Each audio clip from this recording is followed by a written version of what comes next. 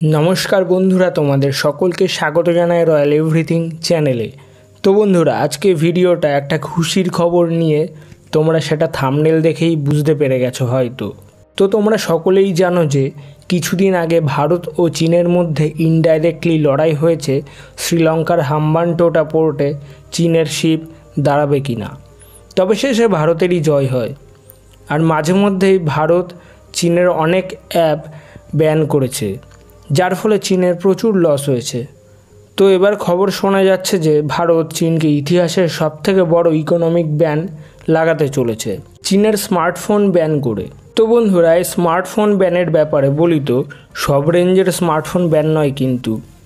তবে এর সব জানতে চাইলে ভিডিওটা সম্পূর্ণ তোমাদের দেখতেই হবে। আর যারা নতুন চ্যানেলে, তারা অবশ্যই চ্যানেলটি সাবস্ক্রাইব করে দিও। তো বন্ধুরা, ভারত সরকার প্ল্যান করছে যে ভারতের মার্কেটে 12,000 টাকার মধ্যে যেন চীনের কোনো স্মার্টফোন বিক্রি না হয়।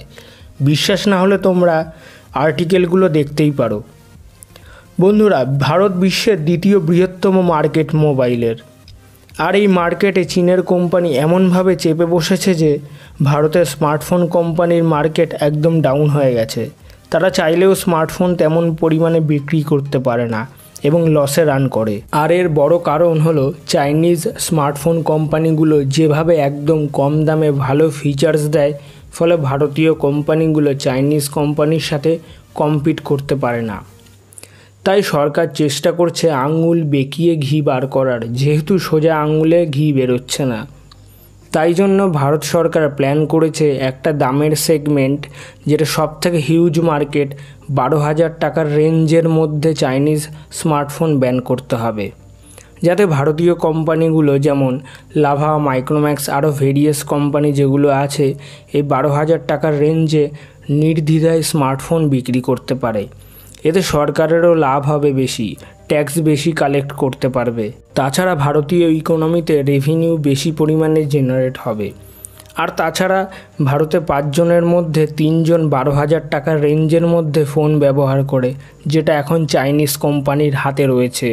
আর তোমরা যদি ফ্লিপকার্ট, অ্যামাজনে আন্ডার 12,000-এর মধ্যে কোনো ফোন দেখতে চাও, সব চাইনিজ ব্র্যান্ড পাবে, যেমন রিয়েলমি, রেডমি, ভিভো, অপো, এগুলো ছড়াছড়ি। এর কারণ হলো চাইনিজ স্মার্টফোনে ফিচার্স বেশি কিন্তু কম দাম হয়, যেটা গ্রাহক চায়, সেটা এইসব ফোনগুলো দেয়।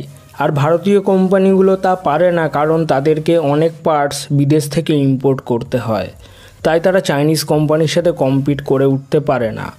তো আর একটা রিপোর্ট অনুযায়ী 12,000 টাকার যে মার্কেট, তার 80% মার্কেট চাইনিজ স্মার্টফোন কোম্পানির হাতে রয়েছে। তাই জন্য ভারত সরকার চায় যে চীনের কোম্পানিগুলো যেন ভারতে সব পার্টস তৈরি করে এবং সেই পার্টসগুলো দিয়ে ভারতে স্মার্টফোন তৈরি করে এবং সেখান থেকেই যেন বিদেশে রপ্তানি করে। কিন্তু চীনের কোম্পানিগুলো সে কথা কানেই নিচ্ছে না। তাই ভারত সরকার এই পদক্ষেপ নিতে চলেছে। তবে কনফার্ম নয় 100% যে এই পদক্ষেপ নেবেই, তবে এটি শোনা যাচ্ছে। তো ভিডিও এই পর্যন্তই।